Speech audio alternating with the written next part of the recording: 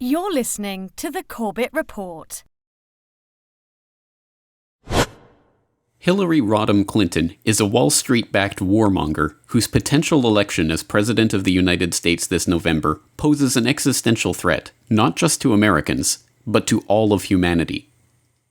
As First Lady, and then as Senator, she actively supported the U.S.'s illegal wars of aggression abroad. Today, our armed forces joined our NATO allies in airstrikes against Serbian forces responsible for the brutality in Kosovo. I voted for the Iraqi resolution. The president understands this. He's fully aware that it's going to take a lot of patience and painstaking planning, and we're going to support him. Including thousands of chemical weapons, large volumes of chemical and biological stocks, a number of missiles and warheads, a major lab equipped to produce anthrax. She not only admitted the U.S. role in creating al-Qaeda. When the Soviet Union invaded Afghanistan, we had this brilliant idea that we were going to come to Pakistan and create a force of mujahideen, equip them with Stinger missiles and everything else to go after the Soviets inside Afghanistan. But then, despite this admission, as Secretary of State, her support of the war on Libya and the jihadis in Syria directly led to the rise of ISIS and the migrant crisis in Europe. The transition to democracy in Syria has begun, and it's time for Assad to get out of the way. President Assad is not indispensable, and we have absolutely nothing invested in him remaining in power. I think that based on definitions of war criminal and crimes against humanity, there would be an argument to be made that he would fit into that category. Libya was a different kind of calculation, and we didn't lose a single person. We came, we saw, he died. Did it have anything to do? She was the one who announced the U.S.'s so-called Asia-Pacific pivot that has seen more U.S. military forces being placed in the Asia-Pacific as a direct military threat to China. And we look to the Asia-Pacific region, as we have for many decades, as an area where the United States is uniquely positioned to play a major role. The United States is not ceding the Pacific to anyone. And she has stated in no uncertain terms that Russia and Iran will be militarily targeted in a Clinton presidency, and that the nuclear option is, as always, on the table. And we will make sure the Iranians and the world understand that the United States will act decisively if necessary, including taking military action. There will have to be consequences for any violation by Iran, and that the nuclear option should not at all be taken off the table. That has been my position consistently. And Russia has to support the international community's efforts sincerely or be held to account. That Russia and China will pay a price because they are holding up progress, blockading it, that is no longer tolerable.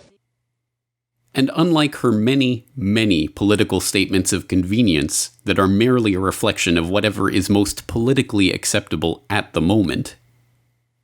Do you think New York State should recognize gay marriage? No. No. Okay. I support marriage for lesbian and gay couples. I represented Wall Street as a senator from New York, and I went to Wall Street in December of 2007, before the big crash that we had, and I basically said, cut it out. Quit foreclosing on homes. Quit engaging in these kinds of speculative behaviors. Now, who's exactly to blame for the housing crisis? I think there's plenty of blame to go around. Home buyers who paid extra fees to avoid documenting their income should have known they were getting in over their heads. I take a backseat to no one when you look at my record and standing up and fighting for progressive values. I get accused of being kind of moderate and center. I plead guilty. We went through a thorough process to identify all of my work-related emails. The lawyers doing the sorting for Secretary Clinton in 2014 did not individually read the content of all of her emails. So that the emails were immediately captured and preserved. There was no archiving at all of her emails. We can be assured that these threats of potential nuclear world war by Clinton are not idle threats. a future Clinton president would be assured of a like mind in the new Prime Minister in the UK, who has stated in no uncertain terms that she is willing to launch a nuclear strike that would kill hundreds of thousands. Let me congratulate the Prime Minister on her new role. But can we cut to the chase? Is she personally prepared to authorise a nuclear strike that could kill 100,000 innocent men, women and children? Yes. And I have to say to the honourable gentleman, the whole point of a deterrent is that our enemies need to know that we would be prepared to use it. Hillary Clinton is a neocon, a war hawk, a liar, an unindicted criminal, and a Wall Street puppet. Why is it, then, that those on the so-called progressive left, who would be warning against her if she had an R next to her name, are instead lecturing other leftists that it is now their duty to fall in line and help her get elected? If Clinton is nominated and it comes to a choice between Clinton and Trump in a swing state, a state where it's going to matter which way you vote, I would vote against Trump. And by elementary arithmetic, that means you hold your nose and you vote Democrat. I don't think there's any other rational choice. Abstaining from voting, or say voting for, say, a candidate you prefer, a minority candidate, just amounts to a vote for Donald Trump, which I think is a devastating prospect for reasons I've already mentioned. We in SDS refused to vote. We wouldn't support McCarthy. We wouldn't support Humphrey. Our slogan was, vote with your feet, vote in the street. I'm here to tell you that the slogan was right, the tactic was wrong.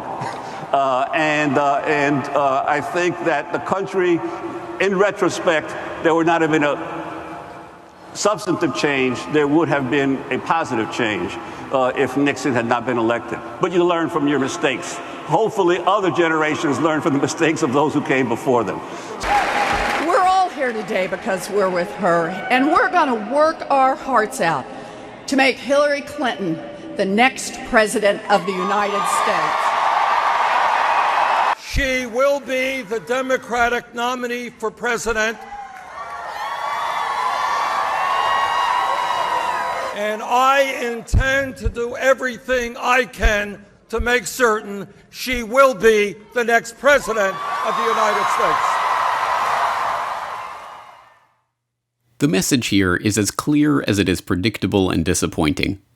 Once again, those with the influence to shape these events and ignite a genuine protest movement against Hillary's coronation at the Democratic National Convention are falling back into their roles as partisan ideologues, advocating for their candidate over the other side, taking the two-party system as a fait accompli and complicity with that system as the only way forward.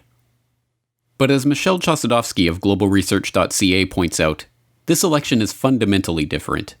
This time, the fate of the world hangs in the balance. In so many words, Hillary Clinton's foreign policy stance is, quote unquote, to blow up the planet. She has made statements to the effect that a first strike nuclear attack against Russia or Iran is on the table, so that if she is in the White House, she could in fact unleash the unspoken, which is World War III. I think this is something we have to address, both in terms of analysis, but in terms of political choice, so that anybody who wants to blow up the planet is not progressive. Secondly, she has a criminal record, not only in regards to the email scandal, but also in relation to the Clinton Foundation, which is involved in fraud, money laundering, political cronyism, etc. It is amply documented. So that, in effect, the choice for the American people is to elect a war criminal. Too many people become attached to the personality of these political personas, or fixated on the D or the R after their name. This clouds their judgment and stops them from seeing their policies and agenda for what they really are. As Diana Johnstone, author of Queen of Chaos, The Misadventures of Hillary Clinton, points out, Hillary is best understood not as a person, but as the instrument for the think tanks, Wall Street financiers, and other connected insiders who want to embroil the United States in more illegal wars and plunder the country and its people even further. I mean, Hillary to me is not even an interesting person. She is simply a shallow, ambitious woman who has decided to make herself the instrument of the Washington think tank persuasion, and is using that to pose as a great expert on world affairs, to be elected as president. She simply is the embodiment of all that is terrible in American foreign policy that has developed over the past decades.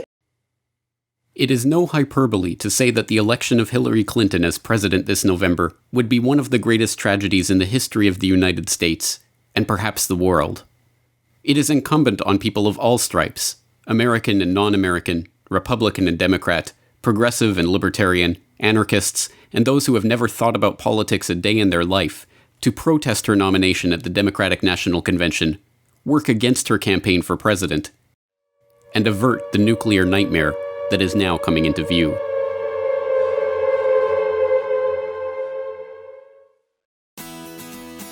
The Corbett Report is brought to you by the Corbett Report subscriber, a weekly newsletter featuring James Corbett's International Forecaster editorial, recommended reading and viewing, discounts on Corbett Report DVDs, and once a month, a subscriber-only video.